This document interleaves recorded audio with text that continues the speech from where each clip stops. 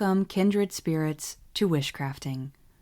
I'm your host, Wishamaya, and today we open the circle to explore one of the most enduring, enchanting, and often misunderstood elements of the magical path: the witches' spirit companions. Across time and tradition, witches have worked with invisible allies, beings that whisper, guide, protect, or carry out magical tasks. You've heard the tales: the black cat, the talking toad, or the imp hidden in a jar.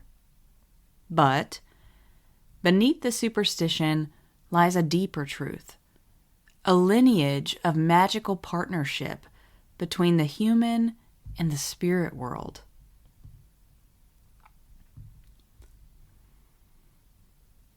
In this episode, we'll meet the many forms these companions take.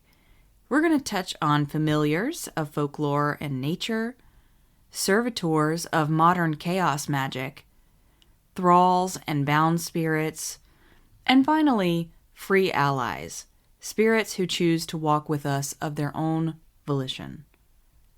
We'll also explore ethics, creation, consent, and the difference between working with a spirit and working over one. So, open your senses, steady your energy, and let's dive in.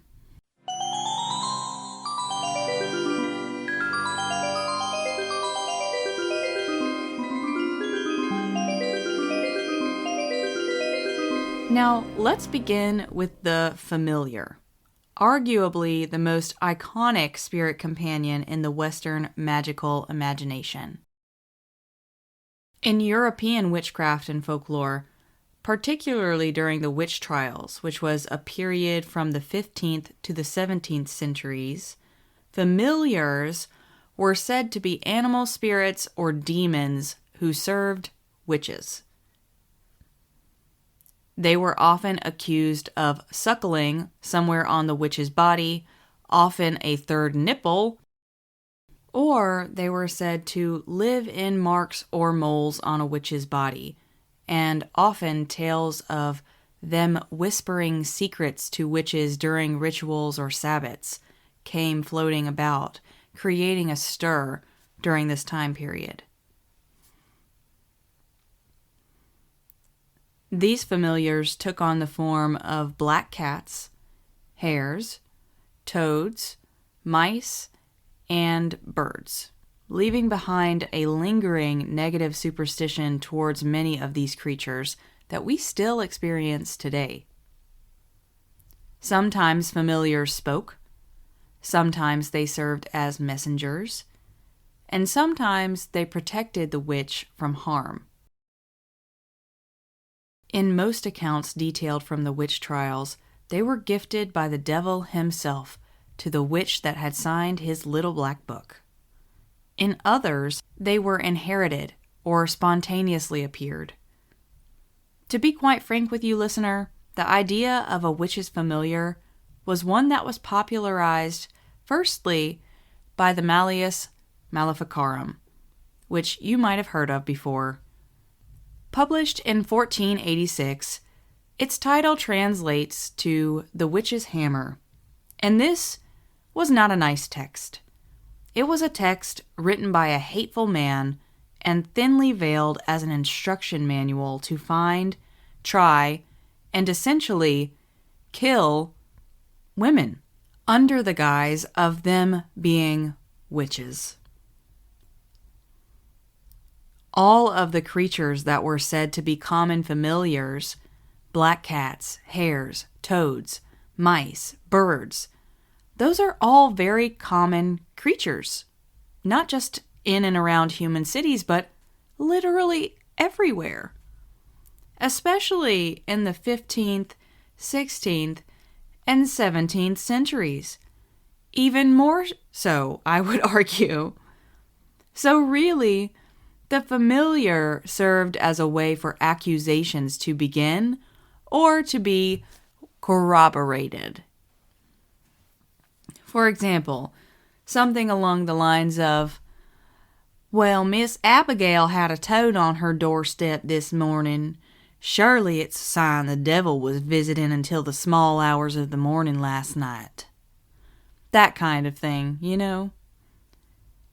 And later on, after the Malleus Maleficarum was released, King James I, son of Mary, Queen of Scots, who was known for being cruel towards pagans and Christians that were not Protestant, wrote his own version of the Malleus Maleficarum after he had become utterly obsessed with witchcraft and catching witches after a witch trial, heavy on the quotations there, uncovered an alleged assassination plot against him.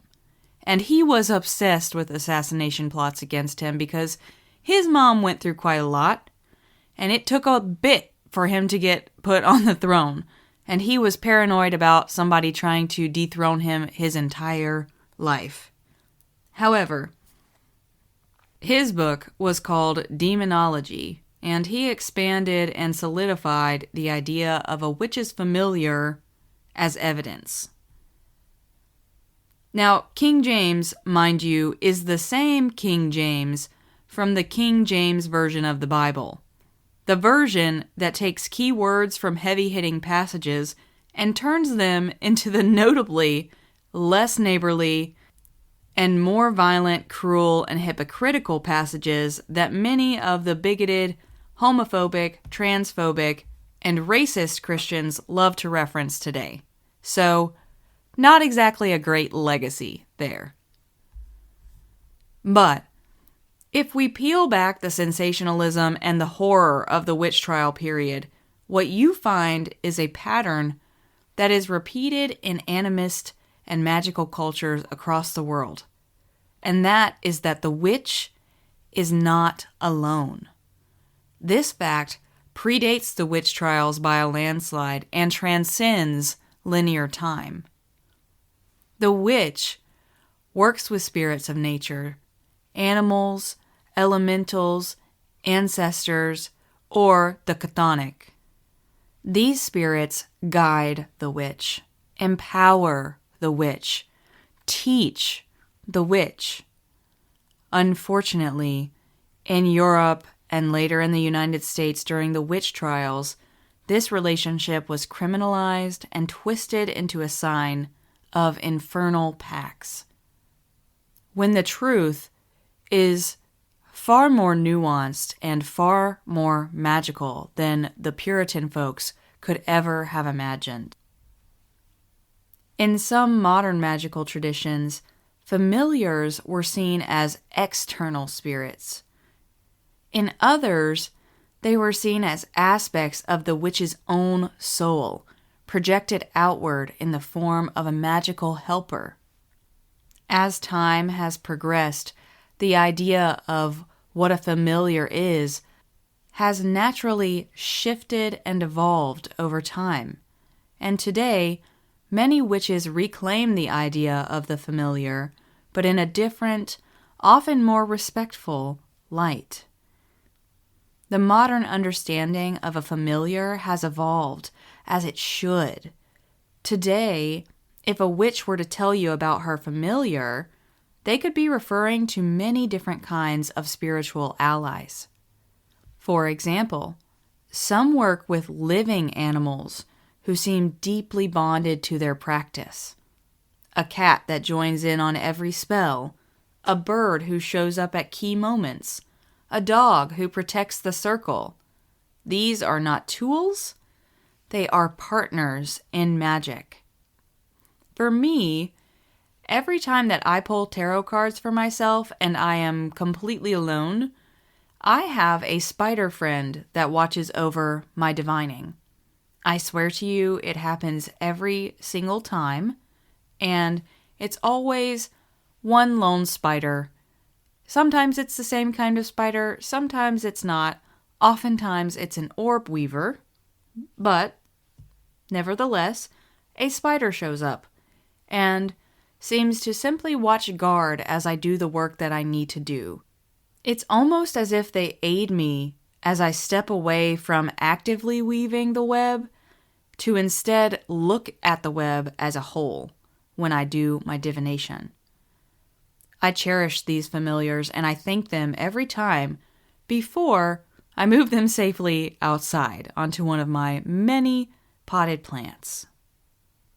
Other times, witches meet spirit animals, either in dream work, trance, or journeying.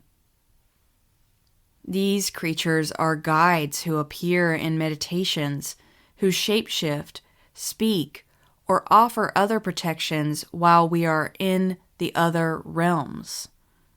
These spirits may be ancestral, fae, elemental, or of some other mysterious origin. Truly, the possibilities are endless. I personally have a jackalope that guards the door to all of my astral projection journeys because I usually start from the same place each time. I did not choose him, he chose me, and when I did the initial ritual to call forward a guardian, I was very surprised to see a jackalope. I was not expecting that. But now, I'm very fond of my Jack, and we have built a very deep bond over the last decade, and if for some reason he did not show up, I would not go on a journey, because that's how interconnected we are in that kind of work. If you are interested in calling forward a spirit guardian for journey work, there are plenty of guided meditations and guided ritual journeys on YouTube that are all really wonderful. I've listened to a couple of them, and there's some good stuff on there. Just find one you like and see what happens. But it doesn't stop there. Others connect with plant spirits or land spirits, and sometimes they are simply spirits of place.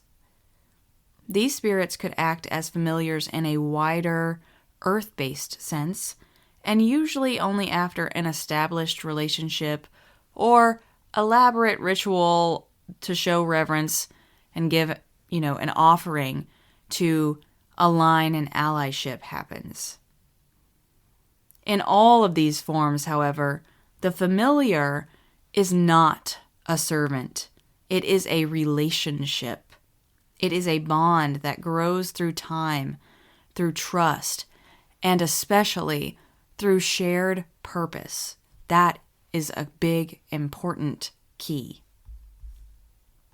Now, let's flip that on its head and enter a very different magical framework: chaos magic. Chaos magic is often mistaken for magic that works with the element or energy of chaos. And that is both true and not true, because the story is much deeper than that. Chaos magic is a paradigm that was born in the late 20th century, and it focused on results, belief as a tool, and on experimental techniques, and whatever works was valid. That is where the chaos comes in. In chaos magic, whatever works is best. You're not following a set tradition, outline, or rule book. It is just whatever works, that is chaotic. So you might take a little bit of this, a little bit of that, and you're making it your own in order to yield the best results. Now, within this system of chaos magic emerged the concept of the servitor. A servitor is a deliberately created spirit, often a thought form or an egregore brought into existence by the magician through focused intent, symbolism, and ritual construction. Unlike a familiar, which is discovered or invited, a servitor is built. When building a servitor, the magician gives it a name, a sigil or seal, a specific function or task, parameters for activation and deactivation, very important, and a symbolic home, which would be its place, like a jar, a talisman, a piece of art, or a digital space. Servitors can be very helpful for many things, but especially for guarding a home, for boosting creativity or productivity, for helping with focus or healing, or for acting as a ward against psychic intrusions and attacks. Servitors are often given life, quote-unquote life, through ritual, the breath of life, visualization, and the charging of its specific sigil. Some magicians release their servitors once the task is done, and others bind them in the long term. It really just depends on the magician, and it depends on the servitor. But here lies the important question. What is the servitor really? Is it just part of your psyche? Is it a temporary spirit? Or is it a summoned intelligence that was given a shape by the magician? The thing about chaos magic is it does not insist on a metaphysical answer. It just asks, does it work for you? And you, the magician, decide. If it does, that's chaos magic, and that's your answer. Now that we've dipped our toes in with familiars and servitors, the cauldron is really starting to bubble. So let's tread carefully into a controversial realm, the realm of thralls and bound spirits. Some magical traditions, especially in grimoires and ceremonial magic, contain instruction for binding spirits to objects, tools, or to the magician themselves, to their command, to a movement they do, but to an actual person. Now, these spirits could be any kind of spirit. They could be angels, they could be demons, they could be jinn, they could be elemental spirits, they could be the dead, they could really be anything that the magician is willing to risk putting under its command. In some cases, these spirits are coerced. In others, they are invited, and then the magician makes a consensual contract with them. However, the ethics of spirit binding remain deeply debated. So if it's something you're looking into, you might want to ask yourself a couple questions, like, does the spirit have free will? Are you working with its consent? Are you honoring the spirit, or are you dominating the spirit? And would you accept the same treatment? And how do you feel about exercising power over another creature or spirit if the answer to that question is no? Modern practitioners often prefer mutual alliances over coercion. And I am partial to this as well. A mutual alliance is always the best option. Offerings, negotiation, and formal spirit pacts, written or spoken, will always replace and trump force every single time. Some spirits choose to work with witches. Others resist. And some entities may appear helpful, but in fact can bring quite a lot of imbalance, destruction, and misfortune once they do whatever you are enthralling them to do. This is why discernment, spiritual hygiene, and consent are absolutely crucial when engaging with any kind of spirit helper. Now that the cauldron is nice and hot, how do you actually find and build a relationship with spirit companions? Well, there are quite a few ways. Dream work and journeying are going to be my first suggestions because they are excellent tools for a witch to have in their toolbox. Also, guided meditations, trance journeys, and Pre-curated journeys to meet spirit allies are abundant on the internet for you to just go ahead and dive in and see what happens. Dream work and journeys to ask for protection, messages, or guidance could be an excellent place to start. You could also build a spirit altar, creating a space inside or outside of your home where you are welcoming spirit allies in. Placing offerings, burning incense, fresh water, and candles can really draw in spirit allies, and you can tailor your altar to fit whatever kind of spirit ally you are calling in. You can put a protective circle or shield around this altar so that the kind of spirit ally you're trying to call in is all that can cross over that threshold. And then you can spend time there and get to know the allies that are interested and have come of their own volition. Another way, which is a classic way, is a ritual invitation. Crafting a ritual to invite a spirit helper in or to make itself known could be the move for you if you want to get directly to it.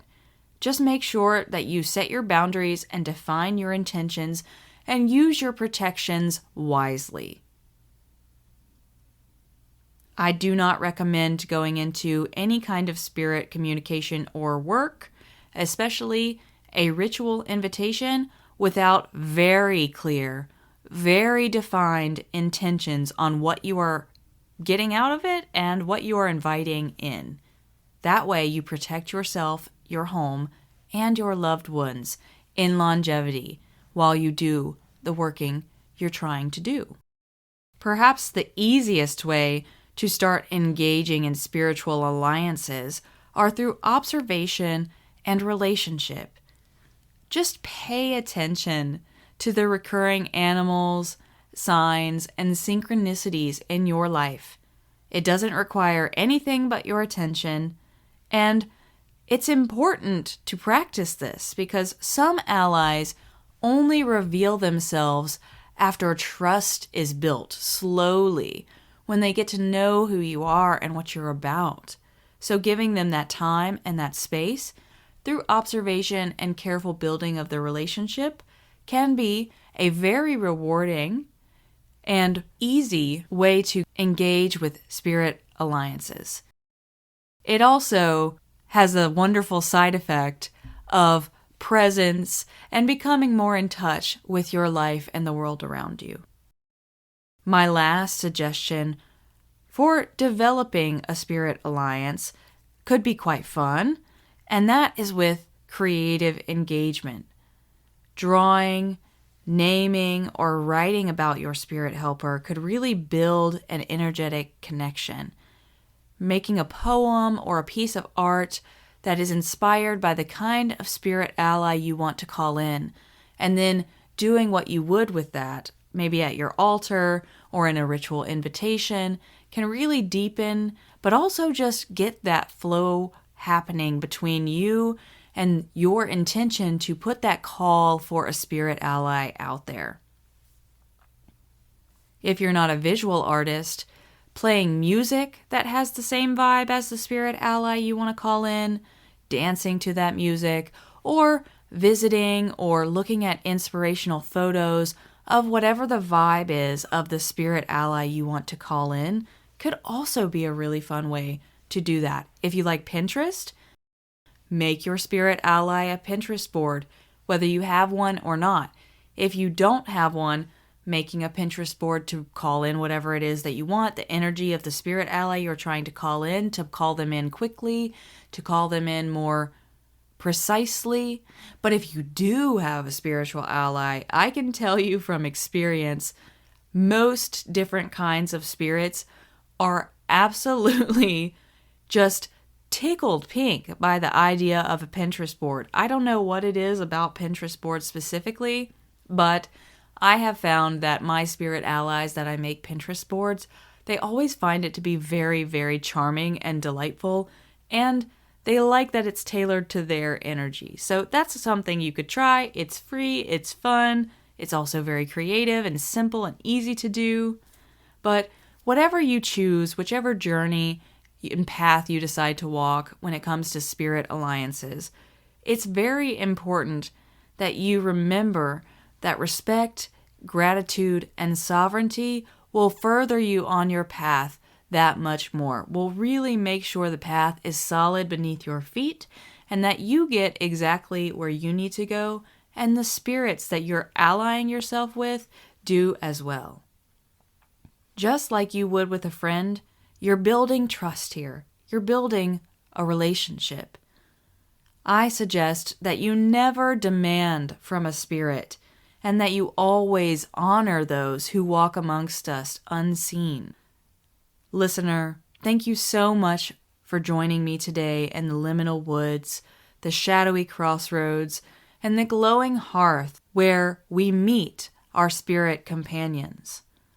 Whether yours is a fox you met in a dream, a whisper you heard in a mirror, or a servitor of your own creation, or even that lovely purring cat at your altar, know that you are not alone.